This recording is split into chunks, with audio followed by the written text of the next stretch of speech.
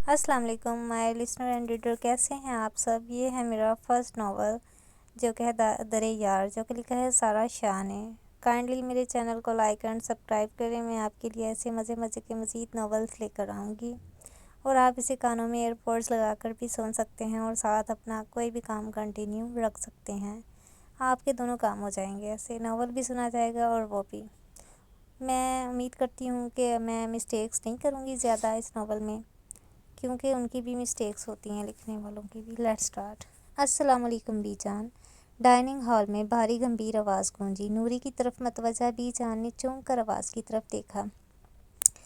6 fit سے نکلتا قد، چوڑے شانے، وسیع سینہ، ہلکی بھوری آنکھیں، کھڑی اونچی ناک، ہلکی بھوری شیپ اور گھنی مونچھوں تلے اناپی ہونٹ، سیاہ ٹکسیڈو، قیمتی چمکتے شوز، بائیں کلائی پر رولیکس، گھنے لمبے بالوں کو پونی میں باندھے وہ سامنے سے اپنی اسی مغرور چال میں چلتا ہوا آ رہا تھا۔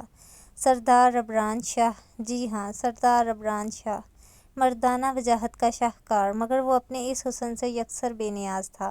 اب بھی اس نے بے نیازی سے چیئر گھسیٹی اور بیٹھا۔ انہوں نے نثار ہوتی نظروں سے اسے دیکھتے ہوئے نوری کو جوس لانے کا کہا۔ وہ فوراً حکم کی تعمیل میں غائب ہوئی کہ چھوٹے شاہ کو کام میں دیری سخت ناپسند تھی۔ وہ بی جان کی طرف متوجہ ہوا جو اسے ہی دیکھ رہی تھیں۔ کل رات کہاں تھے آپ؟ گھر کیوں نہیں آئے؟ ہمیں فکر ہو رہی تھی، انہوں نے فکر مندی سے پوچھا۔ اس سے بات کرتے ان کا لہجہ خاصا نرم تھا، کیونکہ وہ جانتی تھیں کہ مقابل برہم لہجوں کا عادی نہ تھا۔ وہ بہت سنجیدہ مزاج رکھتا تھا، کافی حد تک روڈ اور جنونی۔ جہاں بات اس کی مرضی کے خلاف ہوتی، وہ فوراً اپنا آپا کھو کر طوفان کھڑا کر دیتا۔ وہ ایک سمندر کی مانند تھا جو کب شدت پکڑ لے کوئی نہیں جانتا تھا۔ اس کے قہر سے ہر کوئی پناہ مانگتا تھا، اسی لیے اس سے بات کرنے میں وہ خاصی احتیاط برتتی تھیں۔ اب بھی ان کے سوال پر وہ اپنے مخصوص لب و لہجے میں دو ٹوک بولا۔ ضروری کام تھا بی جان، لیٹ تھا کافی تو فارم ہاؤس پر رک گیا۔ اس کے دو ٹوک جواب پر انہوں نے گہرا سانس لے کر موضوع گفتگو بدل دیا۔ اچھا چھوڑیں، ناشتہ کریں، آج جرگے میں آپ کی شمولیت لازم ہے عبران۔ ان کی یاد دہانی پر اس نے محض اپنا سر ہلایا اور نوری کے لائے ہوئے جوس کو پینے کے بعد نیپکن سے اپنے لب تھپ تھپا کر چیئر سے اٹھا اور ان کے سامنے جھک کے اجازت چاہی۔ چلتا ہوں بی جان، جرگے میں جلدی پہنچ جاؤں گا۔ جاؤ بیٹا، فی امان اللہ۔ اس کی روشن پیشانی کو چوم کر انہوں نے اسے رخصت کیا۔ وہ اسے جاتے دیکھ رہی تھیں، جو ڈائننگ ہال سے نکل کر پورچ کی طرف جا رہا تھا۔ اس کی چوڑی پشت کو دیکھ کر نہ چاہتے ہوئے بھی ان کی آنکھیں دھندلا گئی تھیں۔ سردار ذوالفقار عالم شاہ کو اللہ نے بے تحاشا دولت سے نوازا تھا۔ وہ کوئٹہ کے نامی گرامی لوگوں میں شمار ہوتے تھے، 8 گاؤں کے سرپنچ کی حیثیت بھی رکھتے تھے۔ ان کے جاہ و جلال کی ایک دنیا گواہ تھی۔ اچھا جی، یہ کریکٹر آ گیا سردار ذوالفقار عالم شاہ کا۔ انہوں نے کبھی اپنے اصولوں پر سمجھوتا نہ کیا اور اسی ہٹ دھرمی نے ان سے ان کا سب کچھ چھین لیا۔ آغا جان اور بطول شاہ جو ان کی ماموزاد تھیں، رب نے انہیں 4 اولادوں سے نوازا تھا۔ سب سے بڑے اورنگ زیب شاہ، جن کی شادی ماہم شاہ سے ہوئی جو ان کی چچا زاد تھیں، ان کا ایک ہی بیٹا تھا عبران شاہ، جس کی پیدائش پر 40 دن تک حویلی میں جشن منایا گیا۔ اس کے بعد ذکیہ بیگم جو ماہم کے بڑے بھائی سے بیاہی تھیں، مگر شادی کے 4 سال بعد 3 ماہ کی عنایا کو لیے ہوئے بیوہ ہو کر بابل کی دہلیز پر آ بیٹھیں اور شوہر سے ایسی وفا نبھائی کہ دوبارہ شادی کے لیے راضی نہ ہوئیں۔ پھر بابر شاہ، جن کو آغا جان نے اپنی بہن کی بیٹی عالیہ شاہ سے بیاہ دیا، جو اپنی والدہ کی وفات کے بعد شاہ حویلی میں رہتی تھیں۔ ان کے 3 بچے تھے، بڑا بیٹا براق جو عبران سے 2 سال چھوٹا تھا اور عنایا کا ہم عمر تھا، پھر مہین جو اس سے 1.5 سال چھوٹی تھی، اور پھر سیف جو مہین سے 10 سال چھوٹا تھا اور زہیب صاحب کے ایون اور عدید کا ہم عمر تھا۔ زہیب صاحب کی شادی ان کی ایما پر عائشہ بیگم سے ہوئی جو بطول شاہ کی بھانجی تھیں۔ ان کی لاڈلی بہن رفیہ شاہ کی بیٹی عائشہ بیگم اور زہیب شاہ کے 2 جڑواں بیٹے تھے، ایون اور عدید، تینوں گھر بھر کے لاڈلے اور بے انتہا شرارتی تھے۔ بطول شاہ کے بھائی صغیر شاہ، جن کے ایک ہی بیٹے تھے، وہاب شاہ، جن کی شادی انہوں نے رفیہ شاہ کی چھوٹی بیٹی نائلہ بیگم سے کر دی، جن کے 2 بیٹے تھے، آہل اور زیغم شاہ۔ زیغم شاہ بچپن میں بیمار ہو گیا تھا، اس لیے اس نے براق اور آہل کے ساتھ اپنا اسکول، کالج اور یونیورسٹی کلیئر کی تھی۔ وہ تینوں بہترین دوست تھے، مگر اس ہنستے بستے خاندان میں طوفان تب اٹھا جب شاہ حویلی میں زنیرہ شاہ کی آمد ہوئی۔ اس کی آمد نے نہ صرف شاہ حویلی کی جڑوں کو ہلایا بلکہ ان خوشیوں کو ماتم میں بدل کر انہیں ایسا زخم دیا جو 20 سالوں میں ناسور بن کر حویلی کے ہر فرد کو خون کے آنسو رلاتا تھا۔ اس حادثے نے عمران کو توڑ پھوڑ کر رکھ دیا۔ وہ نہ زندوں میں رہا نہ مردوں میں۔ پچھلے 20 سالوں سے وہ ایک لگی بندی زندگی گزار رہا تھا، ہنسنا بھول گیا تھا۔ جس کو ہنستے دیکھ کر بی جان جیتی تھیں، آج اس کی یہ حالت ان کی برداشت سے باہر تھی۔ اس حادثے نے اسے اتنا بے انتہا وحشی اور جنونی بنا دیا، اس کے جنون کا مظاہرہ وہ 4 سال پہلے دیکھ دہل گئی تھیں جب اس نے گلشن نگر کو گلشن بائی سمیت آگ کی نذر کر دیا تھا۔ ان کے پوچھنے پر اس کا جواب آج بھی ان کے کانوں میں گونجتا تھا۔ قصاص کی اجازت ہمارا دین دیتا ہے بی جان، میں نے بس اپنا قصاص سعود سمیت واپس لیا ہے۔ اس کے سرد و سپاٹ لہجے میں دیے گئے بے خوف جواب کو یاد کر کے آج بھی ان کے ہاتھوں میں لرزش اتر آتی تھی۔ بھئی ہیرو تو انہوں نے بڑا روڈ اور جنونی قسم کا دکھایا ہے، اب دیکھتے ہیں آگے آگے ناول میں کیا ہوتا ہے۔ مجھے ناشتہ نہیں کرنا اماں، آپ مان کیوں نہیں جاتیں؟ مدھم آواز کا حامل وجود بھی خاصی کمزور صحت رکھتا تھا۔ اس کے مسلسل انکار پر اماں بی نے اسے جوس کے لیے رضامند کرنے کی کوشش کی۔ اچھا روحا میری جان، ناشتہ نہ سہی جوس پی لیں پلیز، ورنہ میں ناراض ہو جاؤں گی۔ ان کے منت بھرے لہجے پر اس نے گلاس لے کر لبوں سے لگا لیا اور پی کر مصنوعی خفگی سے گویا ہوئی۔ پی لیا ہے آب حیات، آئندہ آپ یہ دھمکی نہیں دیں گی، سن لیا آپ نے؟ اس کے غصے پر انہوں نے مسکراتے ہوئے سر اس بات میں ہلا دیا۔ ان کے معصومیت سے سر ہلانے پر وہ ہلکا سا ہنسی، جس سے اس کی سیاہ آنکھیں چمک اٹھیں۔ اب آپ آرام کریں، شاہ صاحب نے آرام کا کہا تھا آپ کو۔ ان کی بات پر اس کے مسکراتے لب سکڑ گئے۔ انہوں نے افسوس سے اسے دیکھتے ہوئے اس کی پیشانی چومی اور باہر نکل گئیں۔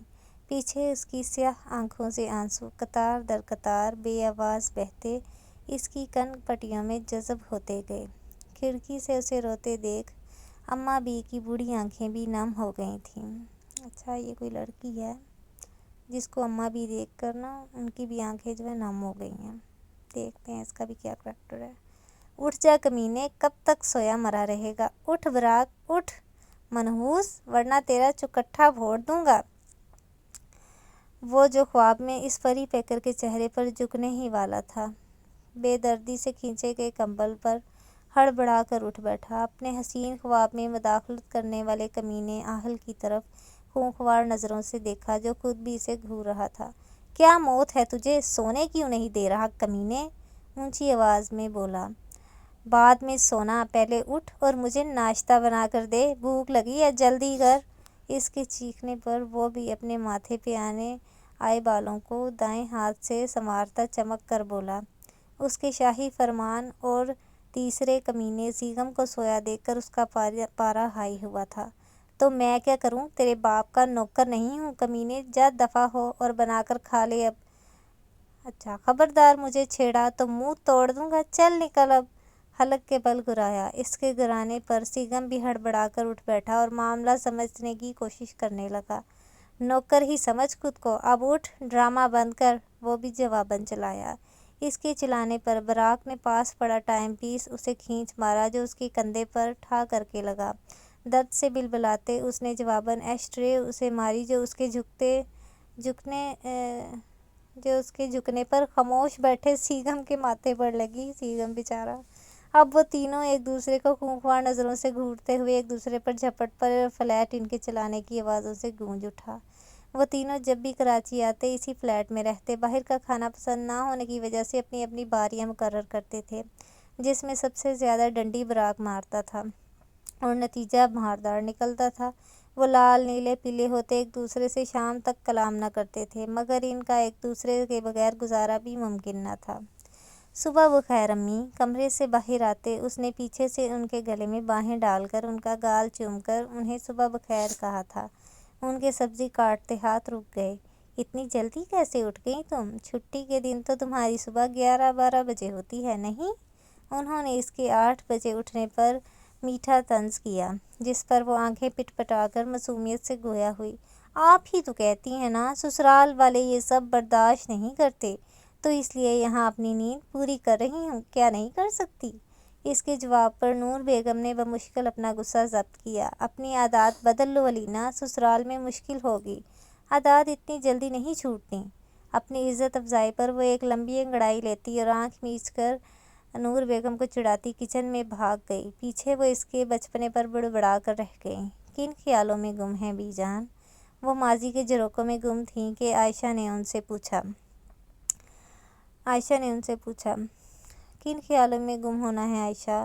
بس ایک ہی ماضی ہے جو مر کر پیچھا چھوڑے گا، غمگین لہجے میں گویا ہوئیں۔ ان کے لہجے کی افسردگی نے عائشہ بیگم کا دل چیر دیا۔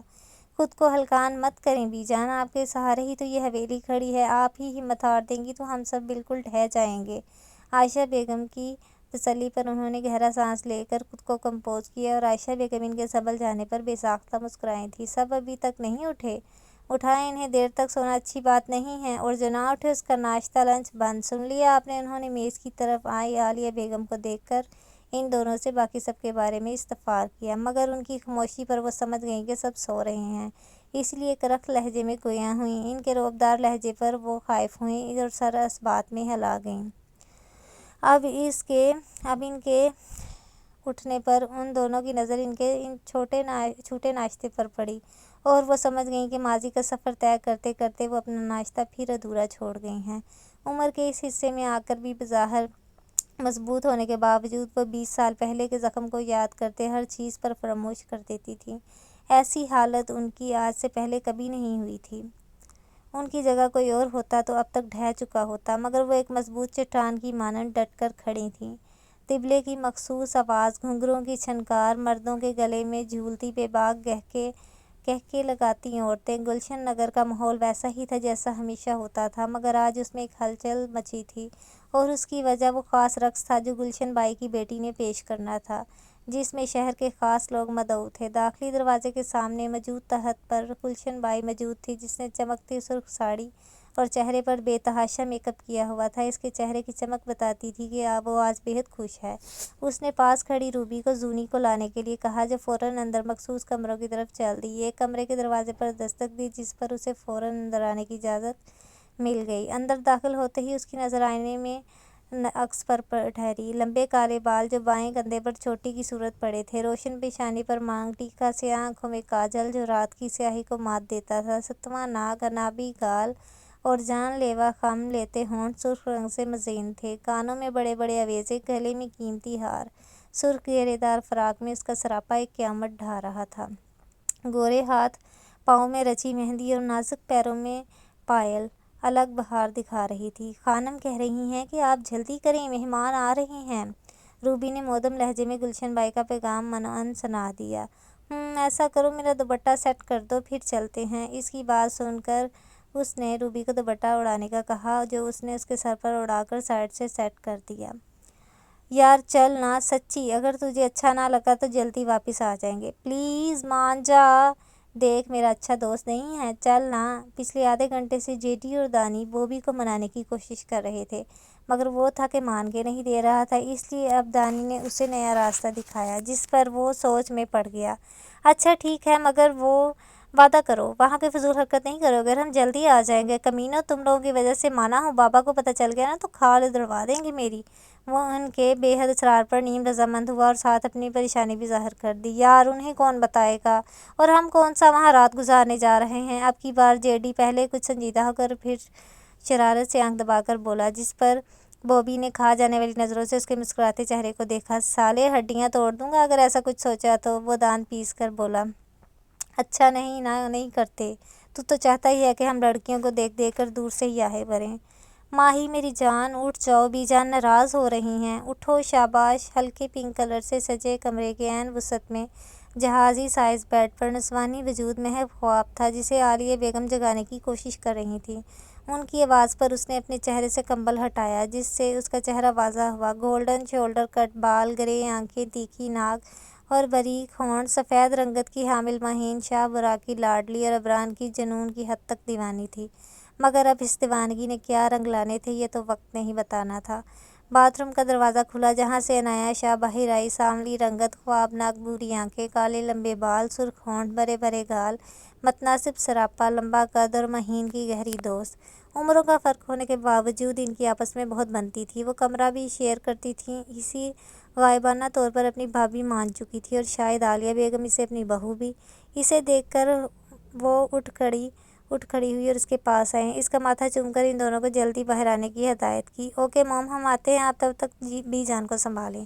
ان کی ہدایت پر ہی شرارت بھرے لہجے میں بولتی ہوئی چھلانگ لگا کر بیڈ سے اتری اور عنایا کا گال چومتی واش روم میں گھس گئی۔ یہ کبھی نہیں سدھرے گی۔ گلا بیٹھ گیا گائز۔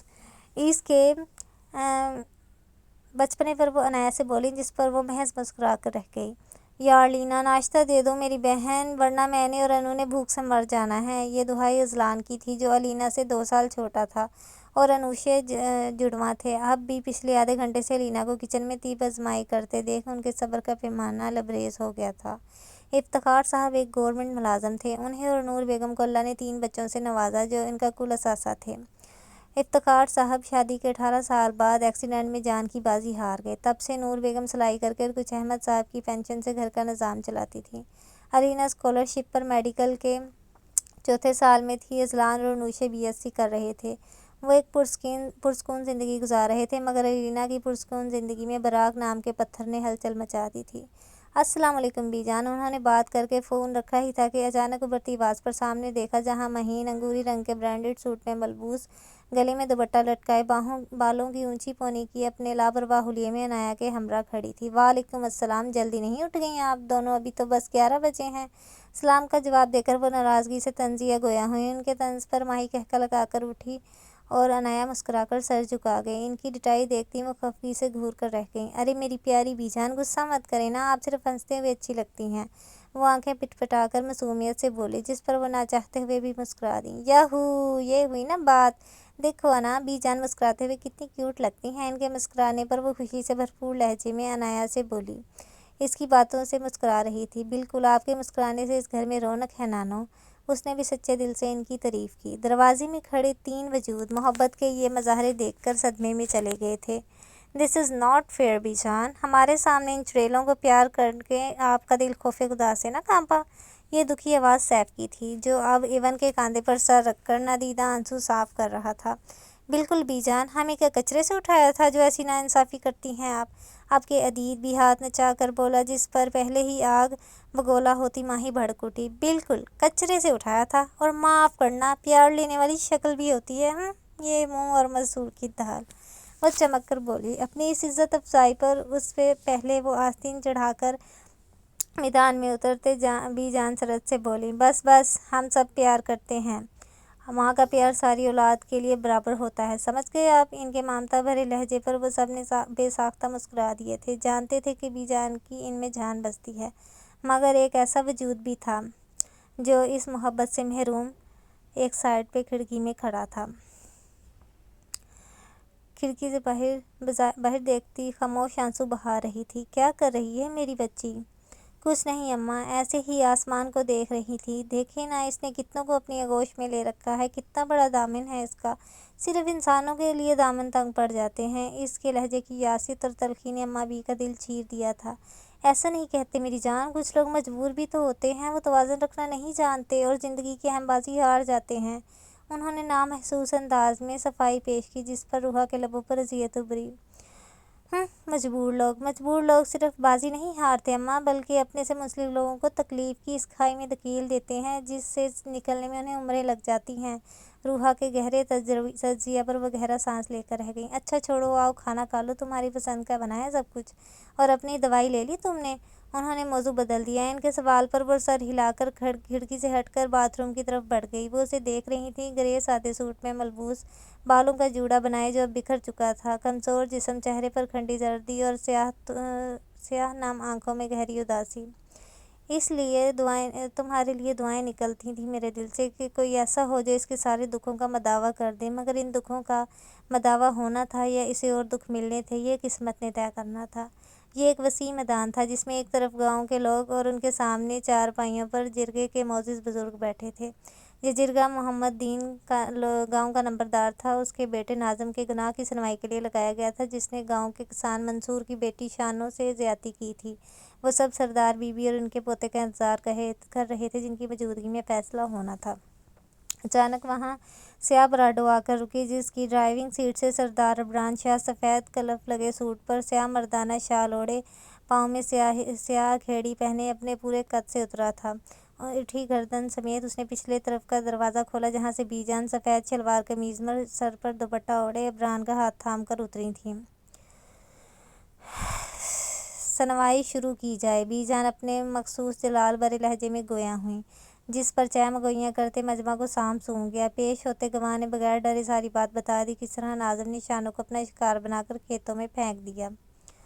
اس جرگے کا فیصلہ میرا پوتا ہونے والا سردار طے کرے گا۔ تمام گواہوں اور ثبوتوں کو سننے کے بعد فیصلے کا اختیار بی جان نے سب کی باہمی رضامندی سے عمران کو سونپا، جس کی رنگت ناظم کی ڈٹائی سے شانو پر الزام لگانے پر دہک کر سرخ انگارہ ہو رہی تھی۔ اسلام میں زنا کی سزا 100 کوڑے ہے، یہی سزا تمہاری بھی ہے۔ اگر تم منصور کی بیٹی کو عزت سے اپنے نکاح میں لے کر خوش رکھنے کا وعدہ کرتے ہو تو تمہاری سزا میں ترمیم کی جائے گی، ورنہ میں تمہیں سرعام شریعت کی منتخب کردہ سزا دوں گا۔ وہ اپنی بھاری آواز میں سرد و سپاٹ انداز میں بولا۔ بظاہر اسے چوائس دی گئی تھی، مگر یہ حکم تھا، وہاں موجود ہر شخص جانتا تھا، اور جس پر اسے سرد خم تسلیم کرنا ہی تھا۔ تھوڑی ہی دیر میں نکاح کی سنت ادا کرا دی گئی۔ ہمیں آپ پر فخر ہے عمران، آپ نے بہت اچھا فیصلہ کیا ہے۔ وہ لوگ واپس جا رہے تھے جب وہ فخریہ بولیں، جس پر اس نے محض سر ہلا دیا اور گاڑی کی سپیڈ بڑھا دی۔ اس کے اتنے ٹھنڈے انداز پر وہ گہری سانس بھرتی باہر کے مناظر دیکھنے لگی۔ کیا دیکھا جا رہا ہے بھئی اپنی ان ٹھرکی نظروں سے؟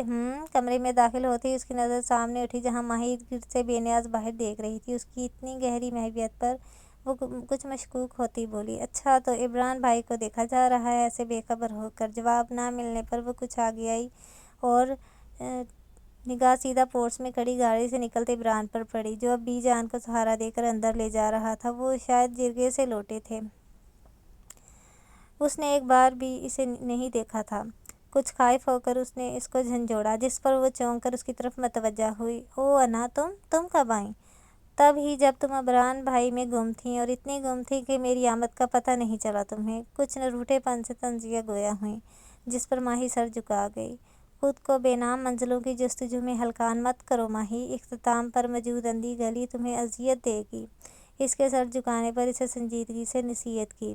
یہ میرے بس میں نہیں ہے انا، میں جب انہیں دیکھتی ہوں بے خود ہو جاتی ہوں، پھر بھی کیوں ان تک میری محبت کی آنچ نہیں پہنچتی؟ وہ اذیت سے لب بھینچ کر بولی۔ وہ ایک پتھر ہے ماہی، تم خود کو ٹکرا کر پاش ہو جاؤ گی، مگر انہیں کوئی فرق نہیں پڑے گا۔ پلیز خود کو سنبھالو، میں ان سے محبت کرتی ہوں تو انہیں میرا ہونا ہوگا، سنا تم نے، ورنہ میں مر جاؤں گی۔ اس کی بات سنتی وہ ضدی لہجے میں چیخی تھی، جس پر عنایا نے دہل کر اسے گلے لگا لیا۔ وہ ضرور تمہیں ملیں گے ماہی، فکر مت کرو، میری دعا ہے وہ تمہارا مقدر بنے، انشاءاللہ۔